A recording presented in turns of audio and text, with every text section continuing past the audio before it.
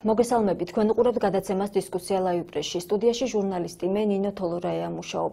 წელს მე-12 კლასელებს უჩვეულო გარემოში მოუხდათ სკოლის დასრულება. მათთვის არ დარეკილა ბოლოზარი ან თუ დაირეკა, ესეც სიმბოლურად. უჩვეულო განსხვავებულ გარემოში მოუწევთ მათ ასევე ერთიანი ეროვნული გამოცდების ჩაბარებაც. ქვეყანა ახალ კორონავირუსთან თანაცხოვრებას სწავლობს, ამიტომ ყოველდღიურად ვირუსის ერთეული შემთხვევების გამოვლენის პარალელურად გამოცდები სავალდებულო წესებით, თუმცა აუცილებლად ჩატარდება. რა ელოდებათ საგამოცდო ცენტრებში მისულ აბიტურიენტებს, რა მოსწონთ ან არ მოსწონთ მათ ჯანდაცვის სამინისტროს, განათლების სამინისტროს და დაავადებათა კონტროლის ეროვნული ცენტრის მიერ შემუშავებულ რეკომენდაციებში და სავალდებულო წესებში, რას პასუხობენ მათ პრეტენზიებს შესაბამის უწყებებში, ამაზე ჩვენი გადაცემის სტუმრები ისაუბრებენ. პირველი, ვინც ჩვენ შემოგვიერთდება, ეს არის აბიტურიენტი კოჩა ჩანგელია, რომელიც საერთაშორისო ურთიერთობებსა და პოლიტიკურ მეცნიერებებზე აბარებს. კოჩა, მოგესალმებით, თუ გესმის ჩვენი ხმა? გამარჯობათ, კი მესმის ჩემი ხმა, იმედია ჩემი ხმაც გესმით. კი ბატონო, მესმის თქვენი ხმა. კოჩა, თქვენ გაეცანით იმ შემუშავებულ წესებს, ხო, რაც არის აბიტურიენტებისთვის და რითაც უნდა იხელმძღვანელოთ პრინციპში საგამოცდო ცენტრებში მისვლისთანავე.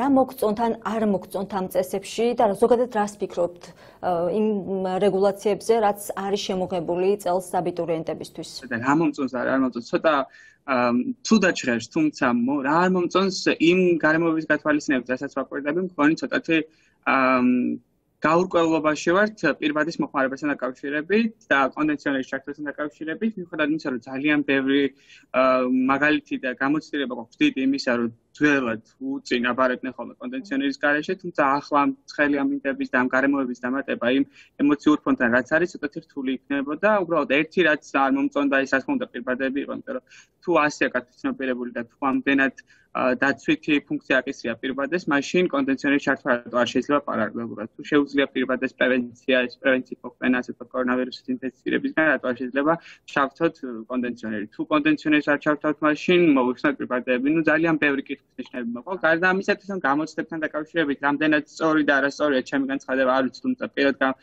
დამოკიდებულებას აუცილებლად გამოხატავდი. ქალბატონი საფუძველი გაზეთ ვარჩიტები გამოვიდა და აშკარად ხაზი გაუსვა იმას, რომ ისინი არაპირებდნენ გამოცდების გადაწევას, რაც ცოტათი მგონია, რომ არასწორი გადაწყვეტილება ჩემი შეხედულებიდან გამომდინარე, იმიტომ რომ მან ხაზი გაუსვა იმას, რომ 12 წლის განმავლობაში ნასწავლი მასალა, სკოლის მასალა არავითარ შემთხვევაში არ არის საკმაოდ სიფრთხილე ეროვნული გამოცდებები ჩავაბაროთ, ამის შესაბამისად აუცილებელია რეპეტიტორთან სიარული. რეპეტიტორთან სიარული აუცილებელია ის ოთხი რომელიც პანდემიის გამო საფშვიდობით ფაქტობრივად შეუძლებელი იქნებოდა მეცადინეობაზე რეპეტიტორთან სიარული, რაც გულისხმობს იმას, რომ ფაქტობრივად ეს 4 თვე მოალყათ აბიტურიენტებს მეცადინეობაზე და მგონი ამ გარემოს გათვალისწინებით კარგი იქნებოდა თუ ასე ვთქვათ ეროვნული გამოცდები გადაიწევდა, თუმცა ესეც არ მოხდა და ნუ საერთოდ არ არის იმაზე, რომ ტესტები უნდა შემსუბუქდეს, ან ტესტები ინტეგრირებული უნდა იყოს, ამაზე პრეტენზიაც არ მაქვს, არც მიფიქრე. საერთოდ უბრალოდ მგონია, ცოტა ადამიანური იქნებოდა და გარემო პირობების გათვალისწინებით კარგი იქნებოდა თუ რამდენიმე ასე თქვათ თვით თუ თუნდაც ერთი თვით გადაიწევდა გამოცდებით. გარდა ამ ვადის გადაწევისა, როგორ ფიქრობთ, კიდევ რა წესები შეიძლებოდა შემოიღოთ იმისთვის, რომ თქვენ პირველ რიგში თქვენი ჯანმრთელობა და თქვენი უსაფრთხოება ყოფილიყო დაცული? ძალიან, ანუ ერთი ადამიანის სპეციალისტის მიერ გაჟღერდა იდეა, რომ კარგი იქნებოდა თუ სკოლებში გადანაწილდებოდნენ აბიტურიენტები და სკოლაში ჩატარდებოდა გამოცდები და ჩემი აზრით იდეალური იქნებოდა ეს кейსი, გამომდინარე იქნება, რომ იქნებოდა შესაძლებლობა უფრო უსაფრთხო გარემოში უფრო წესების დაცვით ჩატარებულო გამოცდები. მგონი ძალიან კარგი იდეა იყო, უბრალოდ კონტროლირება და რამდენად შესაძლებელი იქნებოდა, ძალიან მარტივი იქნებოდა, როგორც ყოველთვის თუნდაც მე-11 კლასის გამოცდების, 10-ის გამოცდების მე-12 წელსაც აბარებდნენ, დამკვირვებელი მოდიოდა, იგივე შეიძლება და მომხდარიყო ეროვნულზეც მოვიდოდა დამკვირვებელი და აკვირდებოდა შეულებრივად და ჩატარდებოდა გამოცდები, მით უმეტეს რომ სკოლის კონტინგენტი ვიცით რომ 20 ბავშვს ყოველ შემთხვევაში თუ დიდი სკოლა არ არის 40 ბავშვს არ აღემატება და უფრო მარტივად და უფრო ხარისხიანი ჩატარდებოდა ჩემი აზრით და უფრო უსაფრთხოდ. კი ბატონო. კოჩა, პრინციპში ყველას მოგვიწია უფრო რთული დღეების გამოვლაც იყო, საგანგებო მდგომარეობა იყო, კომენდანტის საათი და პრინციპში შენ როგორც აღნიშნე დასაწყისში ამან გარკვეულწილად ხელი შეუშალა აბიტურიენტებს მომზადებაში. როგორ ემზადებოდი ამ პირობებში, ეს იყო საკუთარ თავზე მუშაობა თუ რაიმე დისტანციური მუშაობა რეპეტიტორთან? პედაგოგთან? კი ბატონო, იქიდან გამომდინარე, რომ მქონდა ამერიკულ უნივერსიტეტებში გაგზავნილი განაცხადი და დაფინანსებაც მივიღე რამდენიმე უნივერსიტეტში, საერთოდ არც წარმოვიდგენდი საქართველოში გამოცდების ჩაბარებას. ყოველ შემთხვევაში უნივერსიტეტების მოთხოვნის გამო ვაბარებდი დაზღვევის სახით, მაგრამ არც თუ დიდ ორიენტაციას ვახდენდი, ანუ არც თუ ისე ზრუნავდი და ვნერვულობდი ამ საკითხზე, იმიტომ რომ ჩავაბარებდი ჩემი შესაძლებლობიდან სკოლაში მიღებული განათლებით. ამიტომ არ ვიყავი ორიენტირებული მეღალქულაზე და არც გრანტზე, რადგან გამოცდა უკვე ჩაბარებული მქონდა და შესაბამისად გრანტიც ამერიკაში მიღებული მქონდა, წასულს ვაპირებდი, თუმცა კორონავირუსის გამო როგორც ალბათ ვაყოფთ სხვადასხვა ნახავთ, რომ ამერიკის შეერთებულ შტატებში განათლების მისაღებად კი არა მგონი შეუძლებელი ამ პერიოდში ჩასვლა, თუ სასწაული არ მოხდა და ვინმე სასწაულებრივი დავალება არ ექნა შესაძლებლად, ამიტომაც გადაიდო სწავლა ერთი წელი ყოველ შემთხვევაში გადავდე ჩემი აპლიკაცია და ამიტომაც მომიწე საქართველოში, იმიტომ რომ ის ერთი წელი არ დავკარგო და სახლში არ დავჭერ ერთი წლის განმავლობაში, უნდა ჩავაბარო ეს გამოცდა და ფაქტობრივად 2 თვის განმავლობაში მიწევს მომზადება. მაშინ როდესაც გავაცნობიერე ის როგორ ვერ მივდიოდი, მგონი იყო აპრილის თვე, დავუკავშირდი რეპეტორებს, რომელსაც ვიცნობდით, ონლაინ დავიწყეთ, მაგრამ რამდენადაც კარგი უნდა იყოს მასწავლებელი, რამდენადაც ძლიერი უნდა იყოს რეპეტორი, დამიჯერეთ რომ ეს არის დროის ფუჭი ფანგვა, ონლაინ გაკვეთილი. ვერავითარ შემთხვევაში ვერ დავეთანხმები ვერავის იმასთან დაკავშირებით, რომ ონლაინ გაკვეთილები ეს არის ის და მათ შეიძლება ბავშვებს მისცეს განათლება. შეიძლება ერთადერთი შეიძლება იყოს ის, რომ ადამიანს მუდმივად ავარჩიებს თავის გონებას და არ ავიწყდება რაღაცები. თუმცა ეს არავითარ შემთხვევაში არ ნიშნავს, რომ შედეგი არის და შედეგი რაზეც აკავშირებს. ეს ყველამ გავაცნობია, რა თქმა უნდა, ყველა მის რომ შედეგი არ გადის, თუმცა ზოგადად მგონია, რომ ის გაზვიადებულია, რომ ჩვენ შევძელით განათლების სისტემის გადარჩენა და ასე შემდეგ. თუ კი რაიმე საერთოდ პოზიტივი შეიძლება იპოვა ამ პანდემიაში, ის იყო რომ სახლებში ვიყავით ძირითადად და ალბათ უფრო მეტი დრო ქონდა საკუთარ თავთან სამუშაოდ, საკუთარ თავზე სამუშაოდ. თუ შეძელი ეს საკუთარ თავზე ვერ გეტყვით რამდენად პროფესიული თვალსაზრისით ან თუნდაც განათლების თვალსაზრისით ჩემ თავზე იმდენი არ მიმუშავია, რამდენიც ალბათ ფსიქოლოგიურად, რადგან პარალელურად ვიყავი რამდენიმე პროექტის კოორდინატორი და მიწევდა რამდენიმე პროექტზე მუშაობა, ამავდროულად ამის დატოვება მოგვიწევდა სოციალურ ასე ვთქვათ სივრცეში, ციფრულ სივრცეში ინტეგრირება მოგვიწევდა. ძალიან რთული იყო ამ ყველაფრის ასე ვთქვათ გაცნობიერება და მიუხედავად იმისა, რომ ტექნოლოგიების ეპოქაში დავიბადე, ძალიან რთული იყო ჩემთვის ამ პროცესის აღქმა და ამ პროცესში ინტეგრირება, იმიტომ რომ ძალიან ყოველ შემთხვევაში მგონია, რომ ადამიანები ვიზუალურად უფრო აღიქვამენ, ვიდრე აუდიალურად ან თუნდაც კომპიუტერიდან. ამიტომაც ჩემთვის ძალიან რთული იყო. კოჩა, რას ელოდები იმ ყველაფრის მერე, რაზეც შენ უკვე ელაპარაკე ამ გამოცდებისგან, რა მოლოდინებით ხარ? დიდი მოლოდინები არ მაქვს. მას შემდეგ რაც ხაზგასმით და კადნიერად განაცხადეს ის, რომ არნაირ დათმობებზე არ წავიდოდნენ და აბიტურიენტები არ ეჯიბრებოდნენ შარშაწინებელ აბიტურიენტებს, არამედ ერთმანეთს ეჯიბრებოდნენ. მგონია, რომ ჩვეულებრივად ჩატარდება გამოცდები, უბრალოდ მგონია, რომ ძალიან ბევრი ბავშვი ვერ შეძლებს იმ შედეგის დადება, საშედეგსაც ჩვეულებრივ გარემოში დადებდა. გულისხმობ, იმიტომ რომ პირბადით გამოცდაზე 2 საათის განმავლობაში ჯდომა არის კატასტროფა, იმიტომ რომ მე ვცადე, მოვსინჯე, დავზარიყავი 2 საათი პირბადით და დამიჯერეთ, რომ აზროვნება კი არა, ალბათ ერთადერთი იმ წელს რაც გინდა ისაა, რომ რაც შეიძლება სწრაფად მოიხსნა ეს პირბადი და გავარდი გარეთ, ახლა ჩაისახოს და მიუხედავად იმისა, რომ შენი ცხოვრების უზრუნველყოფის და შენი ჯანმრთელობის შეკეთება ყოველივეს გაცნობიერებული გაქვს ყველაფერი, საშინელად რთულია პირბადით 2 საათის განმავლობაში ჯდომა, მის ქვედა ამ სიცხეში, მაშინ როდესაც არანაირი ალტერნატიული გამაგრილებელი საშუალება ოთახში არ არის. საშინელი პირობებია ჩემი აზრით, მიუხედავად იმისა, რომ არავის არ უხარია ამ საკითხზე დარწმუნებული ვარ, არც განათლების სამინისტროს, არც ჩვენი ასე ვთქვათ ჯანმრთელობის სამინისტროს, თუმცა იძულებული ვართ, რომ ამ პირობებს და გარემოებებს მოვერგოთ, თუმცა მგონია, რომ ალტერნატიული გზის გამონახვა ყოველთვის შესაძლებელია და ჩვენ ალტერნატიულსაც უნდა გვეფიქროთ. თუმცა მგონია, რომ ახლა უკვე ძალიან გვიარია ამ საკითხზე. კარგი, დიდი მადლობა. ამისა. დიდი მადლობა კოჩა, რომ ჩვენს გადაცემაში მიიღე მონაწილეობა. მე წარმატებებს გისურვებ და დაგემშვიდობები. ნახვამდის. დიდი მადლობა მოწვევისთვის და შესაძლებლობისთვის, რომ გამომეთქვა ჩემი აზრი ამ საკითხთან დაკავშირებით. ახლა გადაცემაში ამოვერთდება კიდევ ერთი აბიტურიენტი, ანა ქაჯაია, რომელიც ჟურნალისტიკაზე აბარებს. ანა, მოგესალმები, მადლობა იმისთვის, რომ დრო გამონახე და გვერდთვები გადაცემაში. ანა, პირველში მაინტერესებს, რას ფიქრობ იმ წესებსა და რეკომენდაციებზე, რომელიც შემოგთავაზეს აბიტურიენტებს წელს? ძიმეა მართლაც რომ 4 საათი ან 3 საათი იჯდე პირბადით, თუმცა ალბათ საჭიროა ასე. მაგრამ თუ როგორც ვიცი, უშუალო ტესტირების დროს მერხებზე იქნება აღმართული ბარიერები და თუ ბარიერები იქნება პირბადე ზედმეტი არ ვიცი. მაშინ უნდა იყოს კონდიციონერით მაინც ჩართონ. იმიტომ რომ მართლა მძიმეა, ეხლა ხშირად ვცდილობ რომ პირბადით ვიჯდე თბილ ოთახში, მაგრამ აი 1 საათის მეც ნამდვილად ვეძლებ. მძიმეა. თან ის პრობლემაც მაქვს, რომ სათვალეს ვატარებ და სათვალეც მივატყდება. მაგრამ მე მგონი ეს მოგვარებადი ანალიზები თან წავს ამით.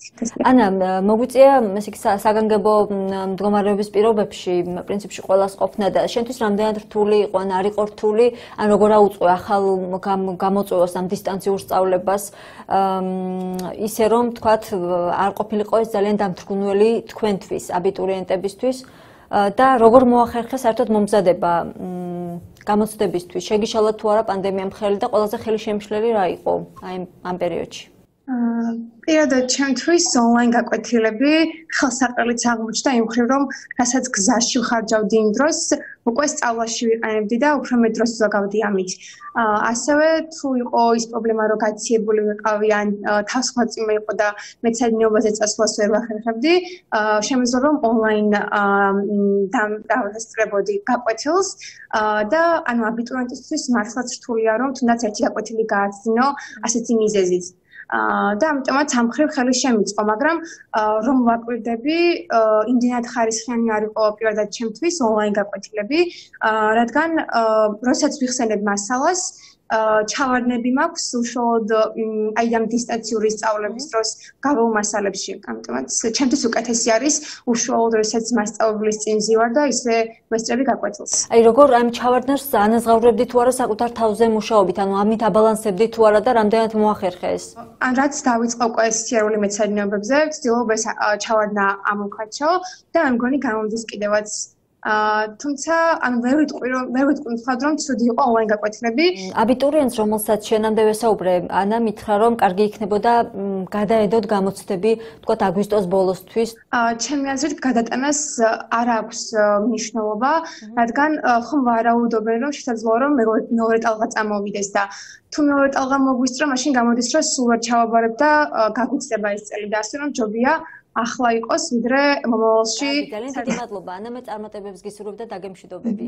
ნახვამდის. მადლობა თქვენ. ახლა ჩვენ შემოგვიერთდება ჯანდაცვის სამინისტროს ჯანმრთელობის დაცვის დეპარტამენტის მთავარი სპეციალისტი, ქალბატონი მარინა ბაიდაური. პირველ რიგში ძალიან დიდი მადლობა იმისთვის, რომ დრო გამონახეთ ჩვენს გადაცემაში მონაწილეობისთვის. ქალბატონო მარინა, პირველი კითხვა მექნება ესეთი, მე ვესაუბრე თქვენამდე აბიტურიენტებს და მათში განსაკუთრებული უკმაყოფილება გამოიწვია ორმა პუნქტმა. პრინციპში ეს ეხება პირბადის ქონის და ტარების აუცილებლობას, უშუალოდ საგამოცდო პროცესისას და კონდიცირებაზე უარის თქმას. ისინი ამბობენ, რომ ეს არა მხოლოდ დისკომფორტი იქნება მათთვის, არამედ სამუშაო პროცესში იქნება პირველ რიგში ხელი შემშლელი. რატომ გახდა აუცილებელი ამ ორი წესის შემოღება, როგორ ფიქრობ და რეალურად რისგან დაიცავს ეს ყველაფერი ახალგაზრდებს? რო განვმარტოთ. ყველა მაქსიმალურად იქნა ის რეკომენდაციების ის ნაწილი გათვალისწინებული, რომლის გათვალისწინებაც შესაძლებელი იყო. თუმცა ეს ორი უკმაყოფილება, რაც დარჩა აბიტურიენტებს, ეს არის პირბადის გამოყენებას და კონდიცირების არჩართვასთან დაკავშირებით, ისევ ძალაში რჩება. თუმცა ჩვენ ვფიქრობთ, რომ ეს ყველაფერი არის ისევ და ისევ ეპიდსიტუაციიდან გამომდინარე და მხოლოდ იმიტომ, რომ გავუფრთხილდებით ახალგაზრდების ჯანმრთელობას და ვუფრთხილდებით იმას, რომ გარკვეული კონტროლის ქვეშ მოქცეულია ეს ინფექციის გავრცელების საკითხები კიდევ არ გაიქცეს და შემთხვევების ასეთი კლებამ არ გამოიწვიოს კიდევ შემდგომი მატება. აი ეს იყო და ეს მხოლოდ პირბადის ტარებასთან დაკავშირებით იცით ალბათ, რომ მთავრობის დადგენილება გამოიცა, რომელიც უკვე საჯარო სივრცეებში სავალდებულოდ ხდის ამ პირბადის ტარებას და შესაბამისი ჯარიმებიც არის, სანქციებიც წესიც არის გათვალისწინებული, თუმცა საგამოცდო სივრცეში გარდა პირბადისა გათვალისწინებელია, როგორც იცით, ეს მერხებს შორის ბარიერები, ანუ ერთი წინა მხრიდან ბარიერი არის ყველა მერხზე დამაგრებული, თუმცა პირბადის გამოყენება მაინც სავალდებულო ჩაითვალა. წვეთოვანი და კონტაქტური გზით გადამდები ინფექცია და წვეთოვანი ინფექციის წინააღმდეგ მთავარი საბრძოლო იარაღი ერთადერთი და აი ყველაზე მნიშვნელოვანი ეს არის პირბადის გამოყენება. ჩვენ არ ვითხოვთ აუცილებელი წესით სამედიცინო პირბადის გამოყენება, შეუძლიათ ნებისმიერი ტიპის პირბადე გამოიყენონ კონდიცირებასთან დაკავშირებით. გითხარით, რომ ჯანმრთელობის მსოფლიო ორგანიზაცია დღემდე ვერ გვეუბნება გადამწყვეტ პასუხს იმასთან დაკავშირების არის თუ არა უსაფრთხო საყოფაცხოვრებო კონდიციონერების გამოყენება საჯარო სივრცეში. ეს ნიშნავს იმას, რომ ეს კონდიციონერები, რომლებიც საყოფაცხოვრებო, ან ჩვენ საოჯახო პირობებში რა კონდიციონერებსაც ვიყენებ და არ იყენებენ გარედან შემოდინებულ ჰაერს და იყენებენ ოთახში არსებული ჰაერის რეცირკულაციას. რაც იმას ნიშნავს, რომ აი ამ კონდიციონერში შედის ოთახში ჰაერის ბრუნდება, აგრილდება და კიდევ აი ამ გაგრილებული ჰაერი კვლავ ბრუნდება ოთახში. ასეთ შემთხვევაში ძალიან რისკის შემცველია ასეთი კონდიციონერის გამოყენება, როდესაც საჯარო სივრცეში სხვადასხვა პირი, სხვადასხვა სოციუმის წარმომადგენელი ადამიანი იმყოფება, რომლის დაავადების სტატუსი ჩვენ არ ვიცით, შესაბამისად რისკი შეიძლება არსებობდეს. ზაფხულის პირობებში მაქსიმალურად რომ ყოფილიყო ოთახი გაგრილებული, ჩვენი რეკომენდაცია იყო, რომ გამოცდის დაწყებამდე რამდენადაც შესაძლებელია მაქსიმალურად დიდი ხნის განმავლობაში იქნეს ჩართული კონდიციონერები და მეორე სესიის პერიოდიც ისე უნდა იყოს გადაწეული პირველი სესიიდან თუ ერთი დღის განმავლობაში ხორციელდება ეს გამოცდა, რომ დასუფთავების შემდგომ აუცილებლად იყოს კიდევ ჩართული კონდიციონერი და გაგრილება უბრალოდ როდესაც მოხდებიან აბიტურიენტები აი ამ საგამოცდო სივრცეში, მაშინ უნდა გამოირთოს კონდიციონერი. აი ამაზე იყო საუბარი რა და ჯერჯერობით არ გვაქვს ჩვენ გადამწყვეტი პასუხი, რომ არის თუ არა უსაფრთხო. ჩვენ აუცილებელი წესით გაღებული ფანჯრის პირობებს ვითხოვთ, იმიტომ რომ პირდაპირი რეკომენდაცია არის ყველა საერთაშორისო ორგანიზაციის განიავებასთან დაკავშირებით ღია ფანჯრების პირობებში, ანუ რაც შეიძლება დიდი ოდენობით უნდა შემოდიოდეს სივრცეში ახალი გარემოდან შემოსული ახალი ჰაერი. და ეს რაც თუ გიფიქრიათ მაგალითად ალტერნატივად ღია სივრცეში გამოცდების ჩატარებას, ან თუ იყო ეს განხილული საერთოდ ეს აზრი. რა თქმა უნდა, ალტერნატიული სივრცეების გამოყენების საკითხიც იყო. როგორც ჩანს, ტექნიკურად რაღაც ბევრ სხვა სირთულეებს უკავშირდება. ამ საკითხს შეგიძლიათ განხილების სამინისტროს მიმართოთ. უბრალოდ მეტი ალტერნატივის მოძებნა ვერ მოხერხდა, თუმცა ღია სივრცეში გამოცდის ჩატარება არც ისე ადვილი შეიძლება იყოს თუ კლიმატური პირობებს გავითვალისწინებთ, შეიძლება ასეთ პირობებში ბევრად უფრო მაღალი სიცხე დახვდეთ აბიტურიენტებს, ვიდრე დახურულ სივრცეში. ძალიან დიდი მადლობა ქალბატონო მარინა გადაცემაში მონაწილეობისთვის დაგემშვიდობებით. საუბრობდა ჯანდაცვის სამინისტროს ჯანმრთელობის დაცვის დეპარტამენტის მთავარი სპეციალისტი ქალბატონი მარინა ბაიდაური. ახლა ჩვენს გადაცემა შემოუერთდება სოფიო გორგოძე, შეფასებისა და გამოცდების ეროვნული ცენტრის ხელმძღვანელი. პირველ რიგში ძალიან დიდი მადლობა იმისთვის, რომ დრო გამონახეთ და მონაწილეობთ ჩვენს გადაცემაში. პირველი კითხვა მექნება ესეთი. გამოცდების დაწყებამდე დარჩა დაახლოებით 2 კვირა. დამეთანხმებით, რომ უჩვეულო და განსხვავებულ გარემოში უწევთ აბიტურიენტებს საგამოცდო ცენტრებში მისვლა და ზოგადად საგამოცდო პროცესი შეცვლილი წესებით, ასე ვთქვათ, გარკვეულწილად წარიმართება. რა უნდა გაითვალისწინონ ცენტრებში მისულმა აბიტურიენტებმა და რა არის ის სავალდებულო აუცილებელი წესები, რომელთა დაცვაც მათ მოუწევთ? მოგესალმებით ყველას.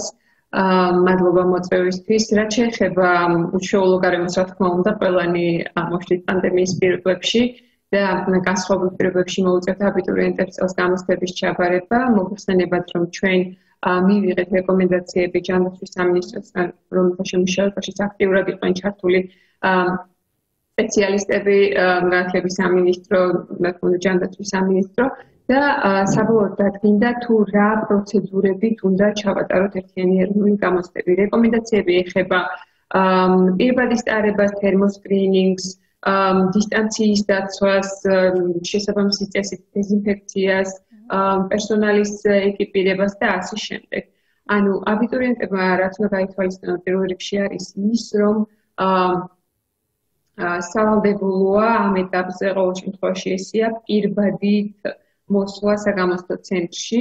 ჩვენ აბიტურიენტებისთვის ასევე უზრუნველყოფთ პირბადეს, ანუ თუ მას არ ექნება პირბადე, ჩვენ მათთვის გვექნება პირბადე, მაგრამ მათ შეუძლიათ მათთვის სასურველი ტიპის ნებისმიერი სახის არ არის სავალდებულო, რომ მაინდა-მაინც სამედიცინო პირბადე იყოს, ნებისმიერი სახის პირბადით შეუძლიათ მოგზაურდნენ საგამოცდო ცენტრში.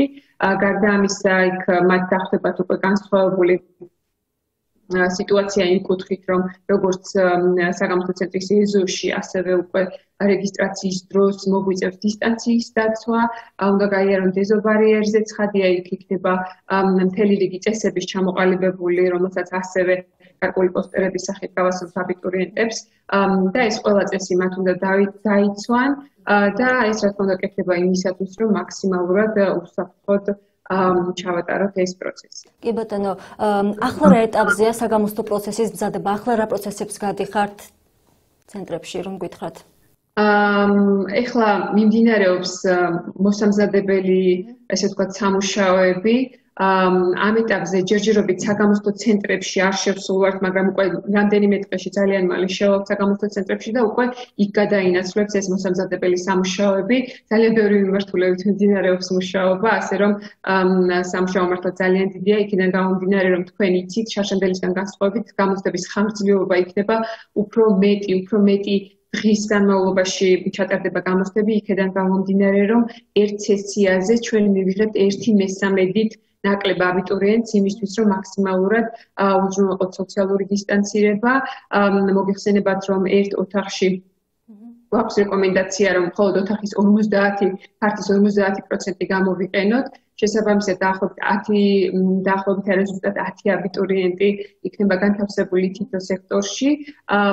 მაგიდებს შორის დისტანციის რეკომენდაცია გვაქვს 2 მეტრი და ამ შემთხვევაში სიგანეში მათ შორის დაშორება გაცილებით მეტი იქნება 3.5.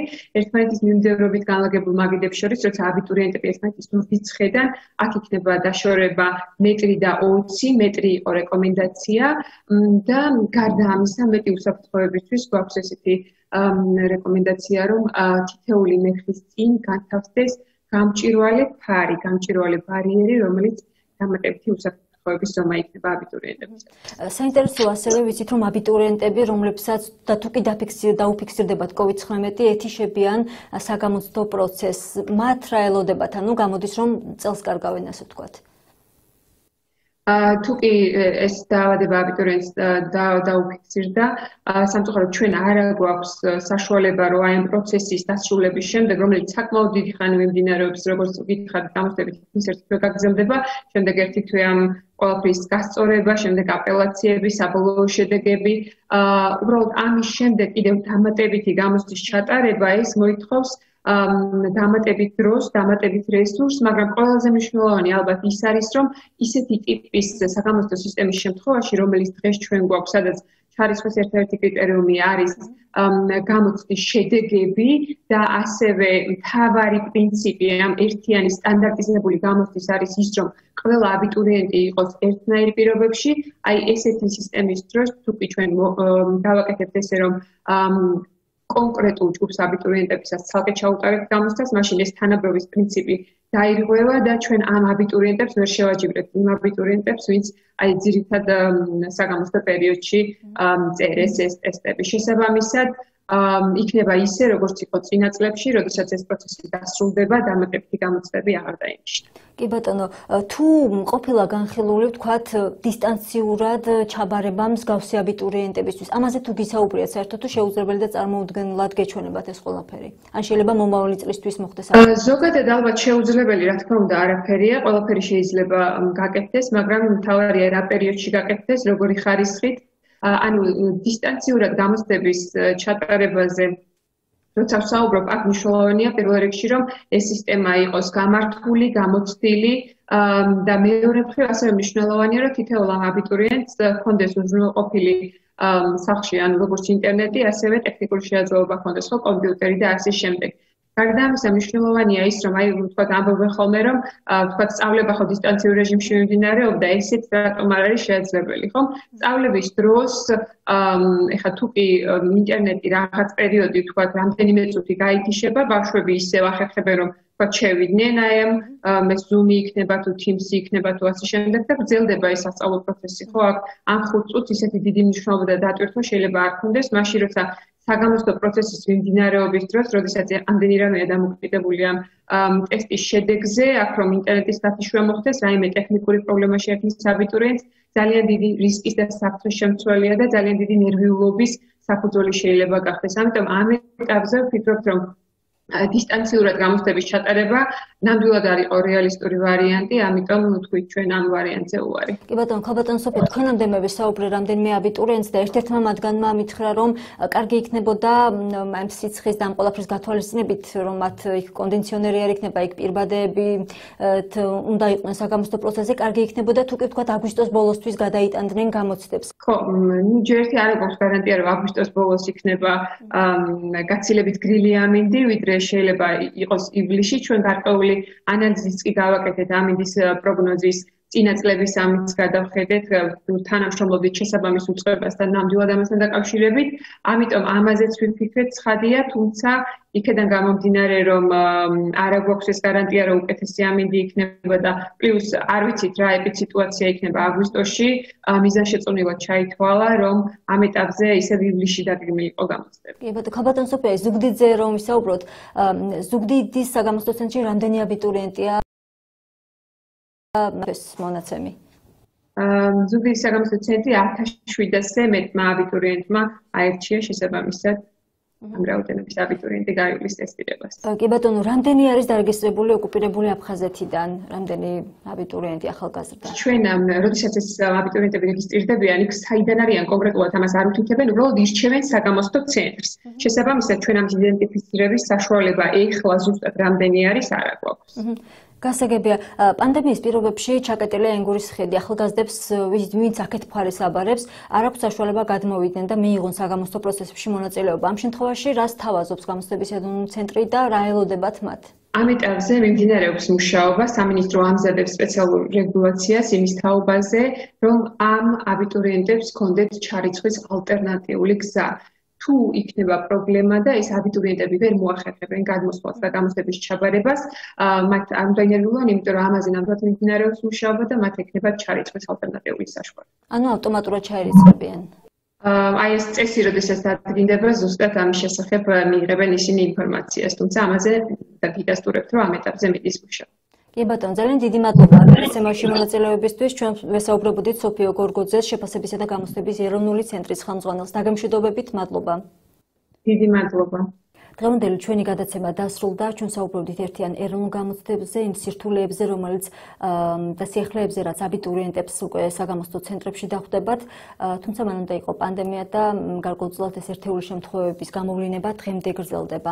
ამ ყველაფრის მიუხედავად ერთიანი ეროვნული გამოცდები მაინც ჩატარდება, დაიწყება 6 ივლისს და 25 ივლისს დასრულდება. დიდი მადლობა რომ გვიყურეთ, ნახვამდის.